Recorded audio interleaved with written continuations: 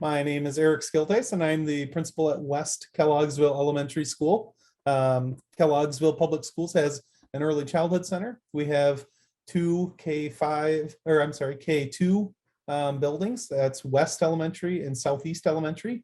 We have a 3, 4, 5 building, which is Central Elementary. We have a middle school, a high school, and we have an alternative education high school. So we do have two options also for our young students. We have a Young Fives program and kindergarten program. So depending on your child's readiness for kindergarten or Young Fives, we do screen our students who are born after June 1st of 2017. And our Young Fives program is a program designed for students who need more hands-on activities, play-based activities that tend to be more readiness for math and reading activities relating to science, social studies as well. These students might not be developmentally ready yet with their fine motor skills. They might need some more social or emotional readiness before they're ready for the rigors of kindergarten. So our kindergarten students, that program is for students who are ready to go, ready to learn, and have some level of maturity.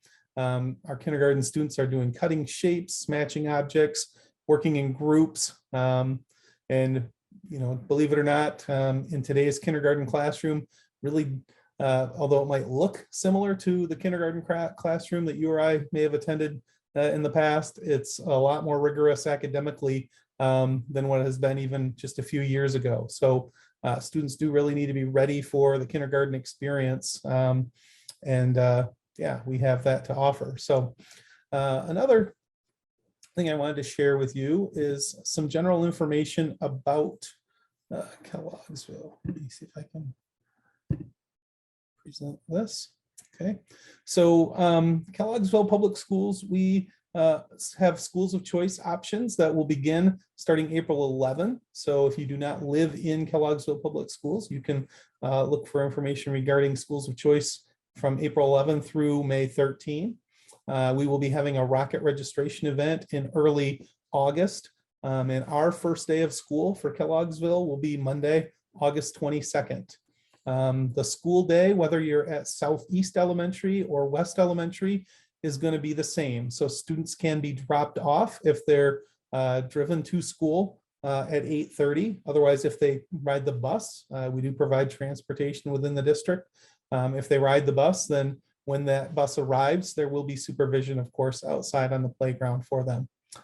School begins at 8:45. We have a lunch period from 11:50 until 12:30, and then school ends at 3:35 for dismissal.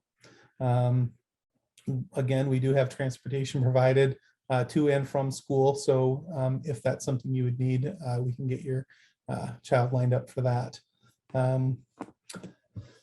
We have a universal breakfast and lunch program. So all students, regardless of income, are able to qualify and receive a free breakfast and a free lunch. Our breakfast program happens in the classroom once school starts at 8:45. We do that so that all students get the opportunity to eat, whether they show up a little bit late or on time. All students get a chance to eat breakfast. We incorporate that into part of our morning routine within the classrooms. Lunch happens in our lunchroom, which is the same as our gymnasium. And again, students have time to eat, and then they will go outside and play for a period of time as well. We have some information here about helping your child succeed. We have lots of program and supports available for our kindergarten students. We try to keep our kindergarten and Young Fives class sizes very small. So our class size limit is 20.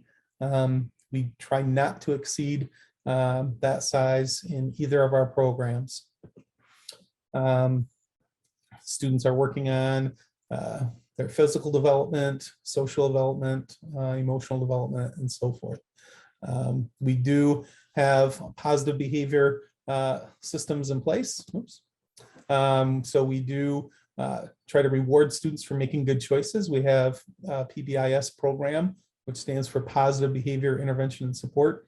And that program, like I said, rewards students for making good choices, doing the right thing in all areas of our school building, whether it's the playground, the lunchroom, hallways, and so forth. We do establish some behavior expectations. Each classroom has those established as well. And so when students would be expected to follow those, of course. Again, I mentioned we provide busing for students who would need that or would like to utilize that. And we can get information for you regarding that if you need. Personal belongings, all of our students at West have lockers, and so they're able to keep their things separate from others. And we find that beneficial. The Southeast also has lockers available for their students. Supplies are anything that's necessary for the students is already provided.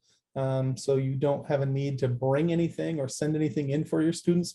We do provide lists of optional items if you wanted to send those in, things that would be helpful or beneficial, but they're definitely not necessary. You don't have to feel like you have to send in school supplies with your student when they start.